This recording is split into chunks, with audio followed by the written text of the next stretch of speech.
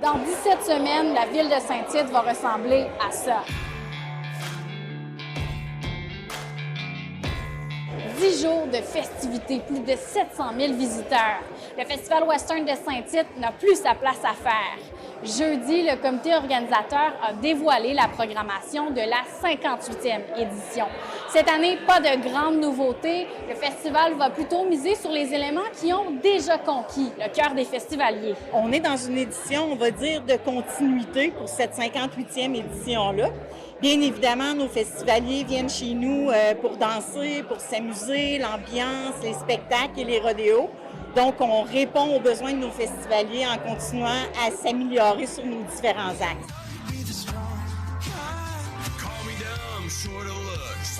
Vraiment une formule bonifiée au niveau du chant, où on ramène cette belle nouveauté au niveau des spectacles, avec 2 artistes par soir, avec des billets journaliers, avec 4 soirs sur la totalité d'édition. Donc vraiment, ça, c'est une nouveauté qu'on rebonifie. Au niveau des rodéos, on ramène des spectacles au niveau des entrées. Même chose au niveau de spectacles d'humour qu'on ramène cette année. Notre billetterie ouvre samedi. C'est le plus gros festival western. Donc, tu sais, d'être ici, comme Ariane dit, depuis 2007, c'est sûr que c'est spécial. Il y a une espèce d'ambiance qui est incomparable. On va triper avec des amis dans des roulottes là-bas. Après ça, on s'en va dans telle tente, rencontrer telle gang. Tu sais, fait que ça devient une belle famille. Ouais, on ne veut pas repartir. Là. Le comité organisateur de la 58e édition du festival se déroulera sous la présidence de Sylvain Martel, qui prend la relève après David Moreau, qui a effectué 2 mandats à la tête du comité. C'est un beau défi que j'entrevois avec fierté. Que ça va bien dans ce qui est location. Tous nos espaces à louer sont loués. Les commerçants reviennent. Jeudi 17 septembre, on est à la Country Tech. On a 4 invités. Maxime Landry, Johan, Dan Darèche puis Brigitte Boisjoli qui vont être avec nous. On va avoir des grandes finales cette année. Oui, il y a 2 finales au rodéo.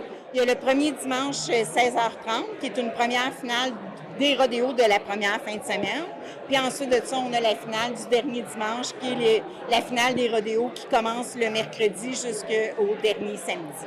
L'an dernier, les rodéos avaient été très populaires, je crois.